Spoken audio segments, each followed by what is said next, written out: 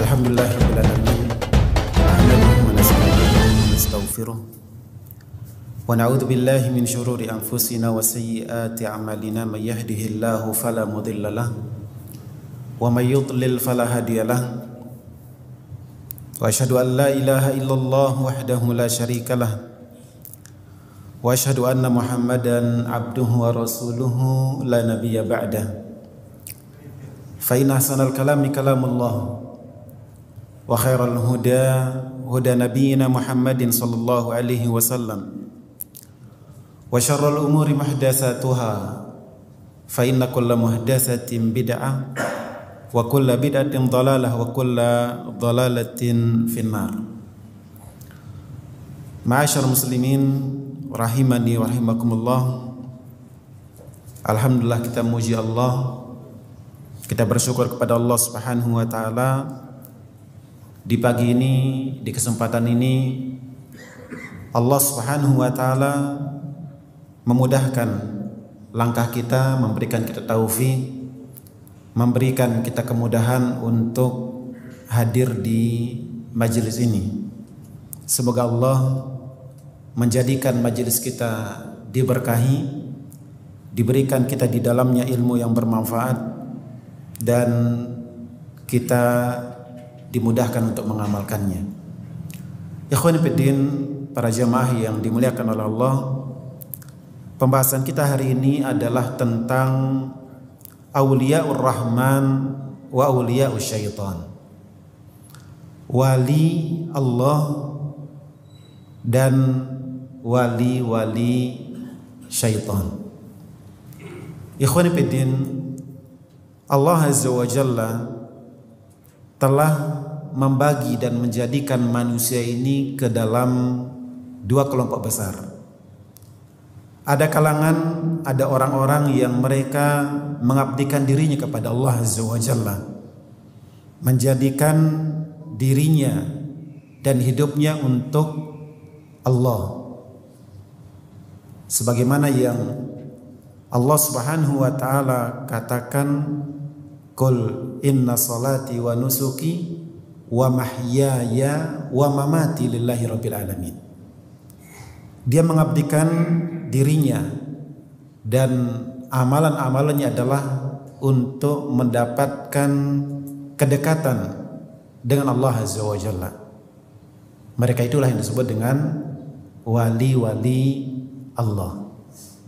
Sebaliknya, ada orang yang menjadikan dirinya sebagai tawanan bagi syaitan, menjadikan keinginannya, kemauannya, hawa nafsunya tunduk untuk syaitan.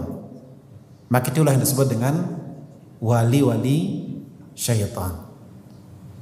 Allah Subhanahu wa taala berfirman tentang wali-wali Allah, qala Allah taala, ala inna awliya Allahi la khaufun alaihim wa lahum yahzanun alladzina amanu wa kanu yattaqun.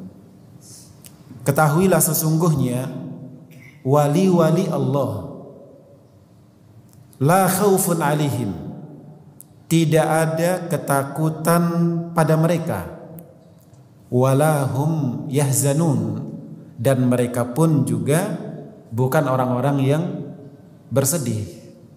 Wali-wali Allah, mereka tidak perlu takut. Kenapa? Karena masa depan mereka, masa akhirat mereka adalah membahagiakan, menjanjikan. Walahum yahzanun, juga tidak perlu bersedih terhadap apa yang sudah lalu, apa yang sudah lewat. Sebab kehidupan mereka, perjalanan hidup mereka berguna, bermanfaat, baik. Tidak ada yang perlu disesali dan disedihkan. Itulah wali-wali Allah. Siapa mereka? Allah berfirman, alladzina amanu wa kanu yattaqun, yaitu orang-orang yang beriman dan bertakwa. Al-iman, kata para ulama, ketika digandengkan dengan takwa, beriman dan bertakwa. Beriman maksudnya melaksanakan perintah, menjalankan ketaatan. Sedangkan ketakwaan adalah meninggalkan larangan dan meninggalkan kemaksiatan. Jika dua kata ini digabungkan.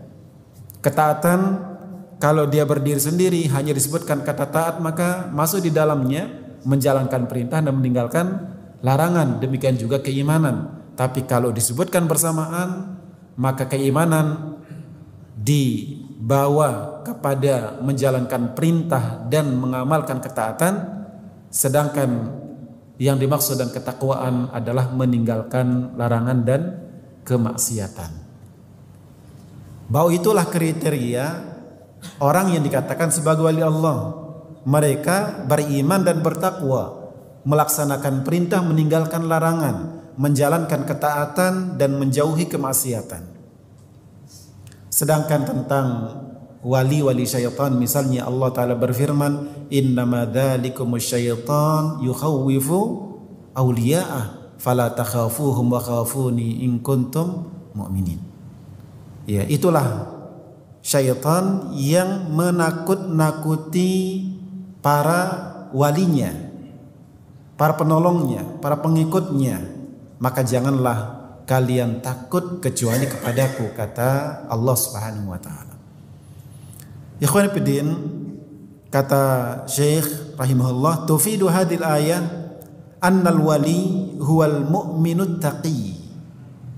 Ayat ini menunjukkan bahwa yang dimaksud sebagai wali adalah orang yang beriman dan bertakwa, alladzi yajtanibul ma'asi, yang mereka menjauhi kemaksiatan, meninggalkan kemaksiatan, wa yad'u rabbahu wa la yusyriku bihi ahada. Mereka berdoa kepada Tuhannya dan tidak menyekutukannya dengan siapapun. Ya, bahwasanya wali Allah, mereka adalah orang-orang yang menjalankan perintah. Ada perintah sholat mereka laksanakan, ada perintah puasa mereka jalankan, dan mereka meninggalkan kemaksiatan. Ketika Allah Azza wa Jalla mengharamkan perzinahan, maka wali Allah adalah yang paling terdepan meninggalkannya. Ketika Allah mengharamkan khamar, maka mereka adalah yang paling menjauhinya. Tapi kan di masyarakat kita, orang-orang yang dikatakan konon sebagai wali Allah, justru mereka yang meninggalkan perintah dan meninggalkan perintah dan melanggar larangan.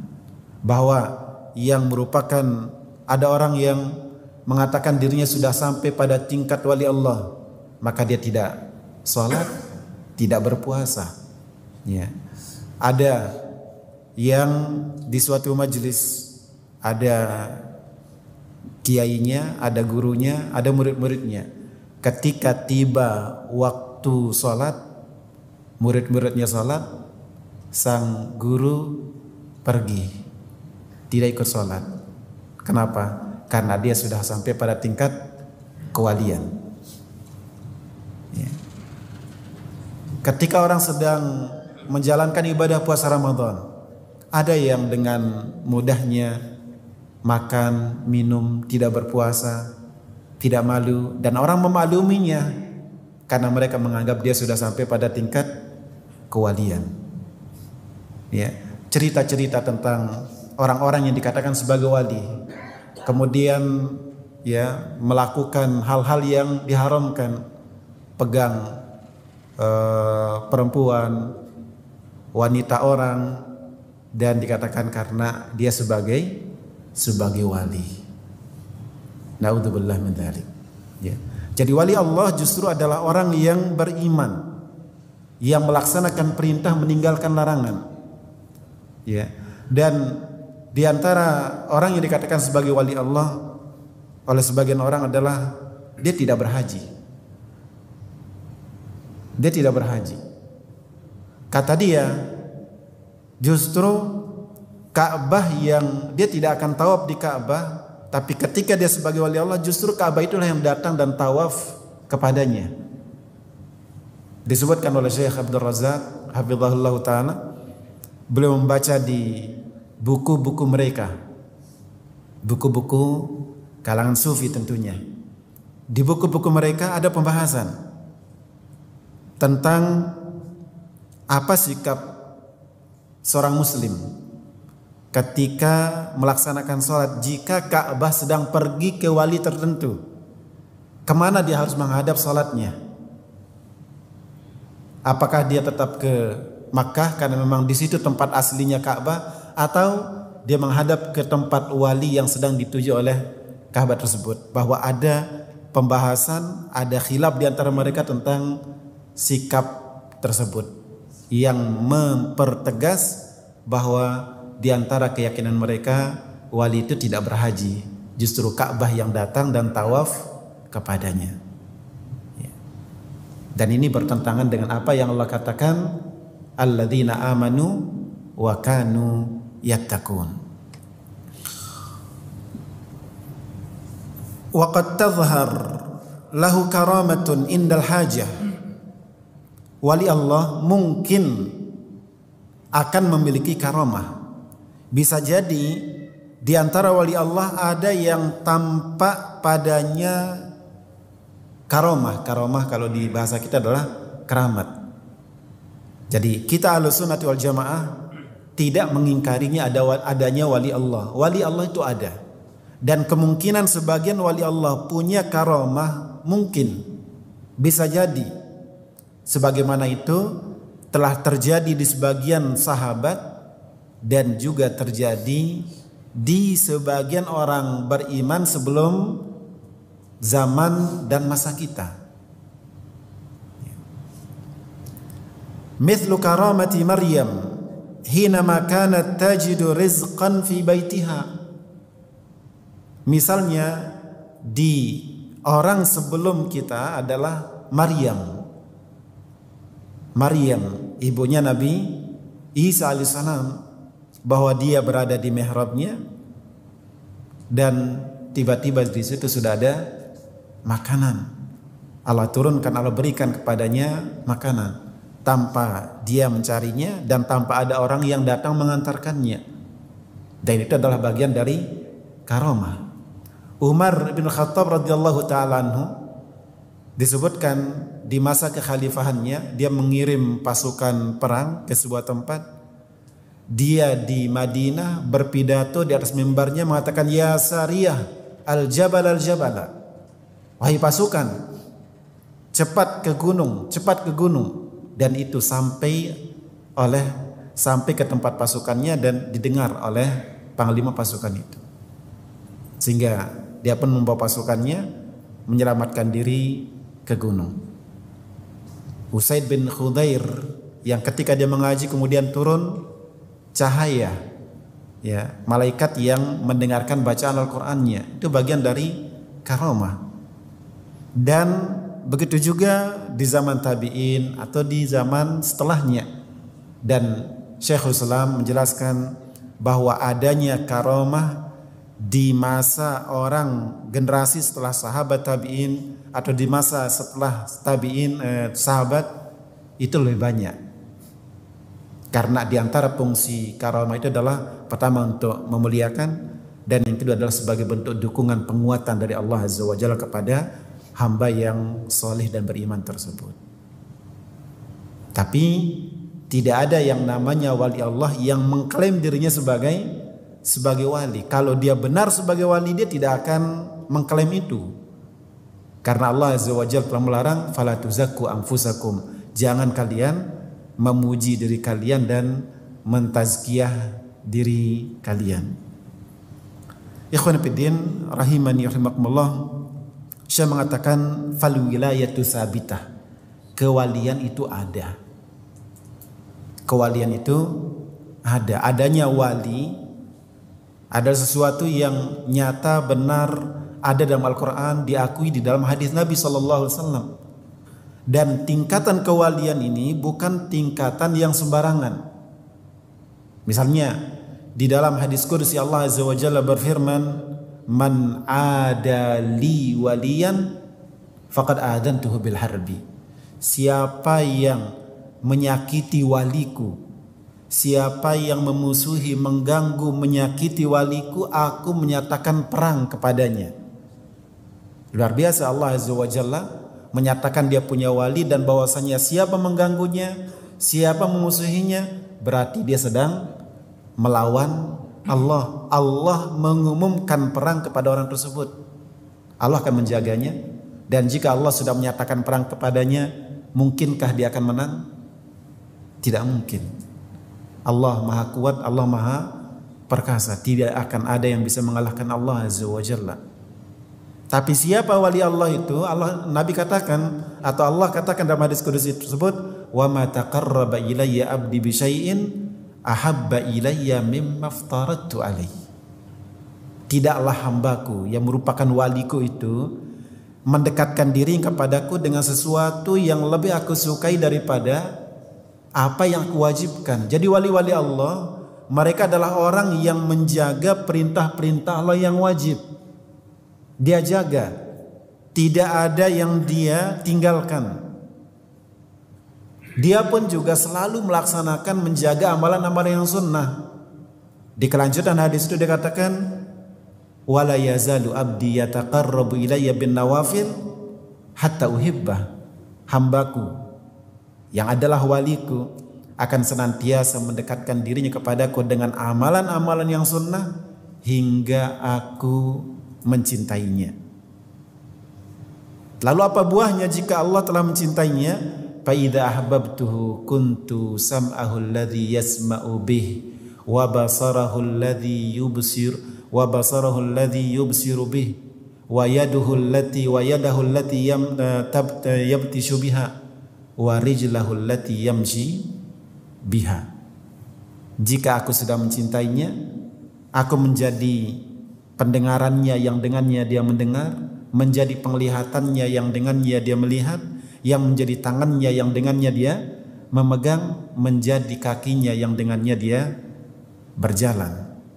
Tapi tentunya ini tidak menunjukkan bahwasanya Allah menyatu dengan makhluknya.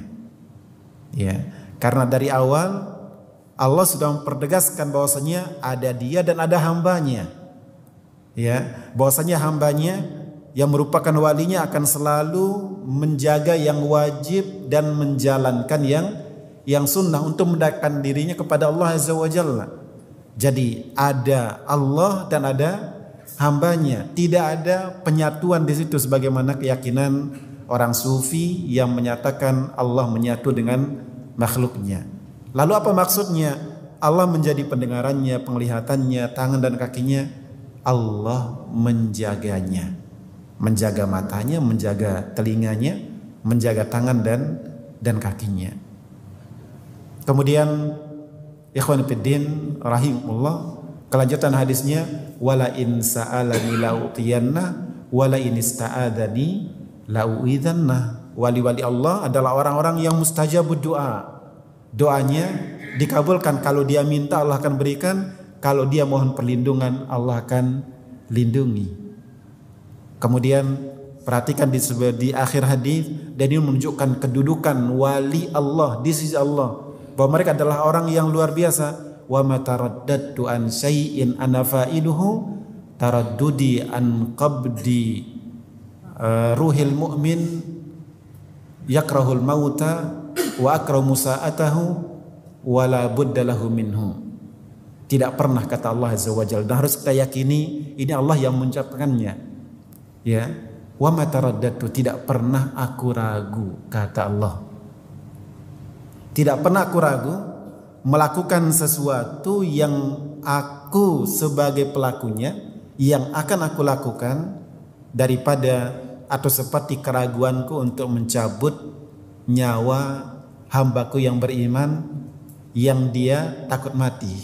Semua akan takut mati. Hatta orang yang beriman, hatta wali Allah pun juga tidak mau mati. Ya, takut kematian. Dan Allah tidak mau menyakitinya. Wala budda lahu minhu, tapi kalau sudah takdirnya dan ajalnya Allah pasti akan lakukan. Jadi ada dua kehendak di situ. Bahwasanya Allah telah menakdirkan setiap hamba akan meninggal dan sudah tentu tempat dan waktunya. Ketika tiba waktu ajalnya, Allah akan cabut nyawanya. Apa yang sudah Allah takdirkan pasti akan dia kerjakan, pasti akan dia lakukan. Ya. Tapi di situ juga ada keinginan yang lain. Allah tidak ingin menyakiti hambanya. Jadi Allah akan mencabut nyawanya, dan itu bagian dari kehendak Allah, kemauan Allah, karena sudah ajalnya, sudah ditetapkannya. Tapi di sisi lain Allah tidak ingin menyakiti hamba tersebut. Jadi bertemu antara dua keinginan, dan itulah disebut dengan keraguan. Allah ragu untuk mencabut hambanya yang merupakan walinya tersebut. Ya, dan ini menunjukkan kedudukan wali di sisi Allah Subhanahu wa taala. Jadi fal wilayatu tsabitah. Jadi kewalian itu ada. Dalam Al-Qur'an, dalam hadis diakui dan disebutkan, disampaikan keutamaannya. Ya. Wala takunu illa li mu'minin ta'iin muwahhidin. Tapi kewalian tersebut tidak ada kecuali bagi orang yang beriman, yang taat dan bertauhid. Ya. Kalau orang kafir, maka dia adalah wali syaitan. Orang yang fasik juga demikian. Orang yang melakukan kesyirikan tidak mungkin sebagai wali Allah Azza wa Jalla. Wala yushtaratu dhuhurul karamah lil wali hatta yakuna waliyan. Tidak disyaratkan seorang wali harus memiliki karamah supaya dikatakan sebagai wali. Tidak mesti wali Allah akan memiliki karamah. Ya. Kalau kita perhatikan kisah tarikh para sahabat, yang disebutkan ada karamahnya tidak banyak. Tidak banyak sahabat yang diceritakan tentang karamahnya. Tidak banyak cerita tentang karamah para sahabat. Berbeda dengan generasi setelahnya. Dan itu yang menguatkan apa yang dikatakan oleh Syekhul Islam, bahwasanya karamah di kalangan setelah sahabat lebih banyak daripada di kalangan sahabat. Apakah itu berarti bahwa generasi setelah sahabat lebih baik daripada para sahabat? Tentu tidak. Karena memang kewalian itu tidak menjadi kelaziman harus punya karamah. Li'anna al-Qur'an lam yashtaritha. Karena Al-Quran memang tidak pernah mensyaratkan karamah bagi seorang wali. Wala yumkin an tadhharul wilayatu ala yadi fasiqin aw musyrikin yad'u ghairallah. Tidak mungkin kewalian ada di tangan orang yang fasik atau musyrik yang berdoa kepada selain Allah. Li'anna dzalika min amalil musyrikin. Karena perbuatan tersebut adalah perbuatan orang musyrik. Fa kaifa yakunu minal awliya'il mukramin? Bagaimana mungkin orang-orang yang melakukan kesyirikan, yang memalingkan hak Allah, menyekutukan Allah, menjadi wali-wali yang dimuliakan? Wal karamatu la takunu bil wirathati minal ajdad. Karamah, kewalian juga demikian, tidak didapatkan secara turun-temurun dan warisan.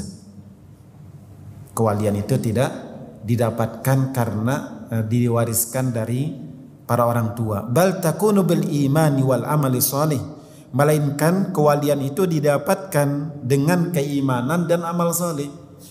Ikhwani fiddin rahimakumullah, ingin menjadi wali Allah, ketika kita ingin menjadi wali Allah, ingin mendapatkan penjagaan, perlindungan, pembelaan dari Allah Azza wa Jalla, supaya menjadi orang yang dijaga pendengarannya, penglihatannya, kaki dan tangannya Allah pelihara, supaya dia menjadi orang yang mujabud dakwah, orang yang doanya dikabulkan, dan sebagai orang yang Allah pun ragu untuk mencabut nyawanya, adalah dengan melaksanakan keimanan, melaksanakan amal saleh, beriman dan beramal saleh, maka dialah wali Allah. Setiap orang yang beriman dan setiap orang yang mengerjakan amal saleh, maka dialah yang disebut dengan wali Allah. Walaupun tentunya nanti wali Allah itu akan berjenjang, bertingkat-tingkat sesuai dengan tingkat iman dan amal salihnya. Sebagaimana Allah Azza wa Jalla menyebutkan bahwasanya hamba-hambanya itu ada yang zalimun li nafsih. Dia menzalimi dirinya dengan meninggalkan sebagian yang wajib, melanggar sebagian yang haram. Wa minhum muqtasid. Ada hamba-hamba Allah yang tingkat pertengahan, wali yang pertengahan. Siapa dia? Yang melaksanakan yang wajib, meninggalkan yang haram. Yang wajib semua dilaksanakannya, yang haram semua ditinggalkannya, walaupun dia tidak naik ke tingkat yang sunnah. Wa minhum sabiqun bil khairat, dan tingkatan yang paling tinggi adalah yang berlomba dalam kebaikan. Dia jaga yang wajib, dia biasakan yang sunnah, dia tinggalkan yang haram, demikian juga yang makruh pun dia tinggalkan. Itulah yang paling tinggi derajatnya. Maka wali Allah, kata para ulama, ada wali yang tingkatnya pertengahan, ada wali yang tingkat tinggi.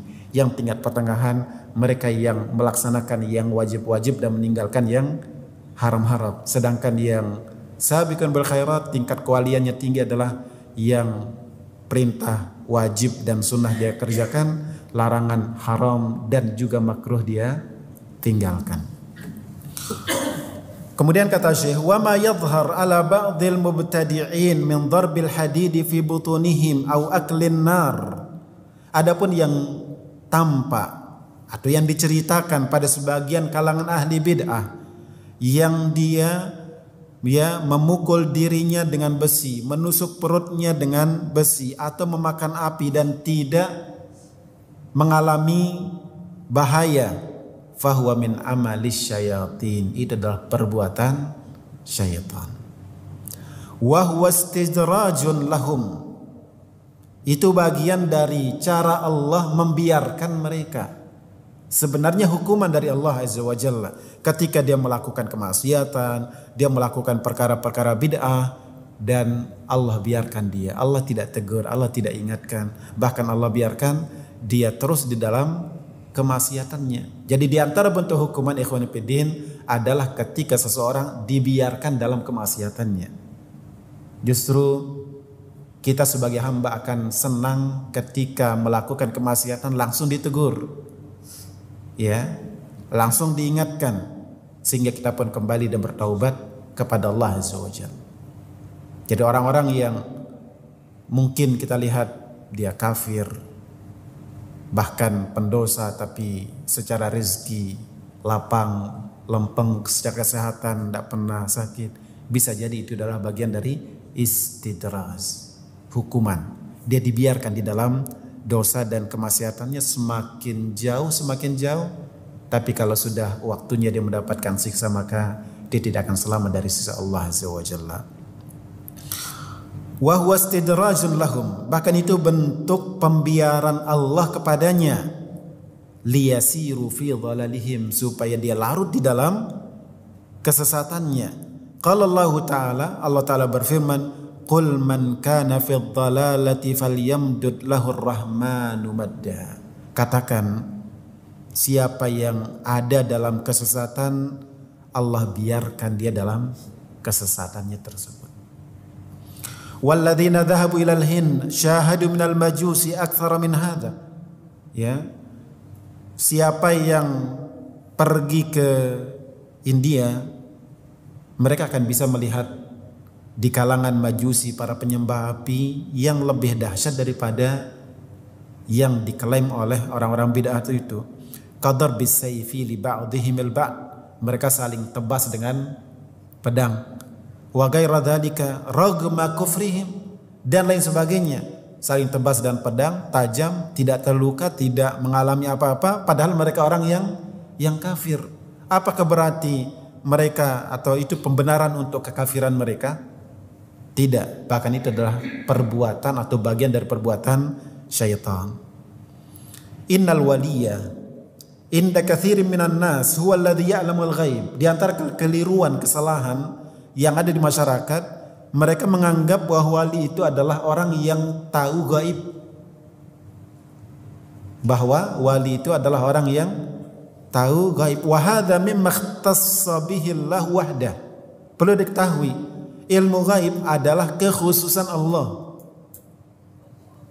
Tidak ada yang tahu gaib kecuali Allah.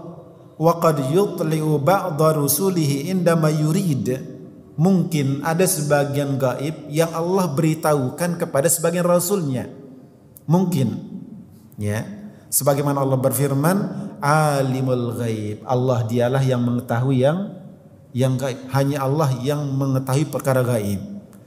Fala yudhiru ala ghaibihi ahada. Allah tidak akan tampakkan perkara gaib kepada siapapun illa man irtada min rasul, kecuali rasul yang diridhai.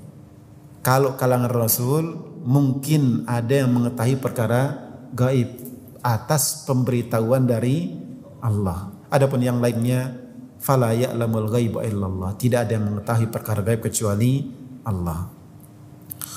Wa ba'dun nas yara qabran bunya alaihi qubbah fayadhun annahu wali. Lebih jahilnya lagi, sebagian kaum muslimin kalau melihat ada kuburan dan ada kubahnya, itu sebagai tanda bahwa kuburan tersebut atau yang dikubur adalah orang yang merupakan wali. Ukuran dia wali dan tidak adalah ketika kuburnya punya kubah. Wa qad yakunu hadzal qabru li fasiqin. Padahal bisa jadi itu kuburan orang yang fasik. Orangnya fasik, kebetulan punya banyak harta, kemudian anak-anaknya memperhatikannya, kemudian dibuatkanlah dia bangunan rumah, diberikan tirai, diberikan tabir, kemudian dibuatkan kubah.